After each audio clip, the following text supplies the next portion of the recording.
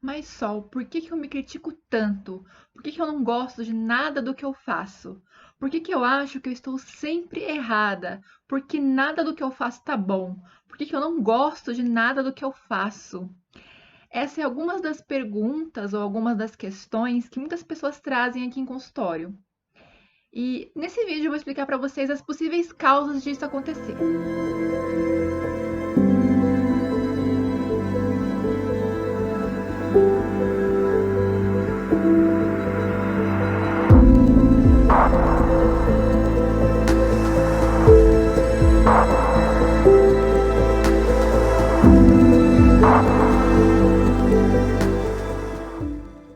A autocrítica vem muito da questão de você não aceitar a sua própria essência, não se aceitar do jeito que você é.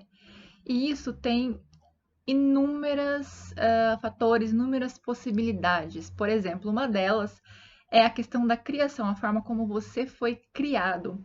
Porque todos nós somos criados de uma forma diferente, todos nós temos uma visão de mundo diferente. Isso se deve ao fato de como a gente foi criado na nossa infância, nossa adolescência, isso acaba se refletindo na nossa vida adulta. Mas não somente isso. Eu, como terapeuta, gosto de ter uma visão holística sobre as nossas questões. E isso pode sim, aliás, tudo interligado. Isso também vem da questão da infância, também vem da questão da adolescência, mas a gente também precisa colocar aqui a questão de espiritualidade. Isso também tem a ver com vidas passadas, isso também pode ter a ver com a ancestralidade, mas tudo isso está conectado, porque não é à toa que você nasceu nessa família, não é à toa que você tem esse pai, não é à toa que você tem essa mãe. Então a gente traz sim muitas coisas nessa vida, de coisas que nós vivemos em vidas passadas, porque nós estamos aqui para aprender. Mas partindo do princípio da tua criação, a gente vai entender aqui como é importante isso. Isso pode não ter sido o início, mas com certeza é algo que reflete muito no seu comportamento, na forma como você pensa, na forma como você sente. Nós vivemos num mundo onde se existem modelos para as coisas. Então, lá na infância, lá na adolescência, muitas vezes a gente não se encaixa nesse modelo perfeito. E a nossa família, o meio no qual a gente vive, ele tem muito poder nisso. Então, por exemplo, você pode não ter sido uma criança perfeita, perfeita aos olhos dos seus pais, por exemplo. Então, você, para se encaixar e ser, né, uma pessoa querida, uma pessoa amada pelos seus pais e pelas pessoas que te rodeiam, você pode ter sim sido tolhida, ter sido reprimida pelo que você sente, pelo que você pensa. É claro que uma criança muitas vezes não tem ali uma maturidade suficiente para poder formar uma opinião, uma decisão, mas uma criança, ela já tem sentimentos, ela já traz com ela alguns padrões. Então, muitas das vezes o que ela sente não está de acordo com o que ela ouve dos pais. E a criança, quando ela tá nessa situação, ela pensa assim: poxa, se o meu pai e minha mãe estão falando isso, então é porque eles estão certos. E a forma como eu penso, como eu sinto, está errada. E isso acaba ferindo a sua essência, né? Então você acaba tendo uma vida adulta com comportamentos que tem muito a ver com as expectativas e ensinamentos dos seus pais. E que muitas vezes não tem nada a ver com você, com o que você é de verdade. E isso a gente não se toma conta, isso fica muito no nosso inconsciente. E o nosso inconsciente, ele governa a nossa vida. 90% das coisas que a gente faz, 90% das decisões que a gente toma, elas estão no inconsciente, não estão no consciente. Apenas 10% de você é a parte racional. Então, antes de você tomar uma decisão que você pensa que é racional, você já tomou uma decisão emocional. Então, essas emoções, elas têm muito a ver com o que a gente passou lá na infância, lá na adolescência. E a forma como a gente foi criada tem muito a ver com as nossas crenças, crenças positivas e crenças negativas. Então, uma crença não necessariamente é uma verdade, mas é algo em que você acredita muito e às vezes você não sabe por quê, você não sabe da onde veio essa crença, você não sabe por que você acredita tanto em algo.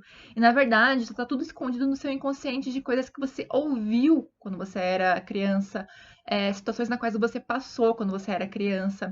Então a gente acaba repetindo esses padrões, o que a gente ouviu lá atrás. Na nossa vida adulta a gente nem se dá conta disso. É a velha história da cabeça do peixe. Não sei se vocês conhecem essa história.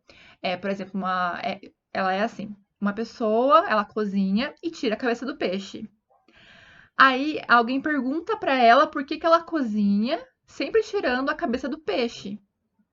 E aí essa pessoa, ela vai perguntar pra mãe dela e falar: "Mãe, por que que você aprendeu a cozinhar tirando a cabeça do peixe?" E a mãe dela fala: "Eu não sei por que que eu faço isso, eu sempre fiz isso, mas eu não sei por quê. Eu vou perguntar pra minha mãe." Então ela vai lá e pergunta pra mãe dela: "Mãe, por que que por que a gente sempre corta a cabeça do peixe antes de cozinhar ela?" Aí a avó dessa pessoa, né, a mãe dessa pessoa acaba explicando e falando assim: "Não, a gente corta a cabeça do peixe só para ele poder caber naquela panela." Né? Então, assim, a gente acaba herdando comportamentos da nossa ancestralidade que a gente não sabe nem por quê, a gente não se questiona sobre isso. E muitas das vezes isso pode atrapalhar na nossa vida adulta, porque às vezes são crenças que são realmente negativas, são crenças que te impedem de crescer, coisas que você acredita muito e que não necessariamente são verdade.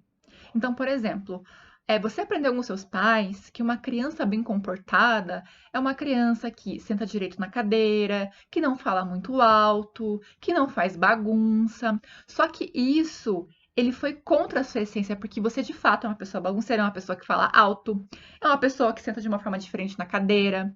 Isso acaba te reprimindo. E isso lá na frente acaba criando um bloco energético que acaba impedindo você de ser você mesma. E isso acaba trazendo doenças para você, doenças para o seu corpo físico. Então, se você se pune, se você faz uma autocrítica o tempo todo, é porque alguém lá no passado falou para você que você faz do jeito errado, que você não é uma pessoa boa, que você deveria agir de uma forma diferente da qual você age, disse que você tinha muitos defeitos. E isso acaba ficando na sua mente. E você acredita muito naquilo que a pessoa te disse, porque muitas vezes essa pessoa, lá na tua infância, na tua adolescência, era uma pessoa na qual você confiava muito, na qual você tinha muito amor, na qual você acreditava. Foi alguém que te ensinou muitas coisas. Então, na sua cabeça, aquela pessoa estava certa. E você acredita nisso e acaba levando isso para sua vida adulta. E isso acaba te sabotando o tempo todo. Então você sempre acha que você está errado, você sempre acha que você é uma porcaria, você sempre acha que todo mundo consegue menos você. E não é verdade. Então, em terapia, a gente consegue trabalhar esses pontos de uma maneira muito mais profunda, seja na psicanálise, seja na terapia holística. Mas sempre o primeiro passo de tudo é você reconhecer isso. É você acolher, é você aceitar você do jeito que você é, porque você não está errada, você não está quebrada, você não é um robô que você precisa de um conserto. Você precisa apenas aceitar os seus defeitos e as suas qualidades e abraçar a forma como você é de verdade. A aceitação é o primeiro passo para a consciência e para a cura. Eu sou a Sol Mendes, terapeuta e psicanalista, e se você gostou desse vídeo, deixa um comentário.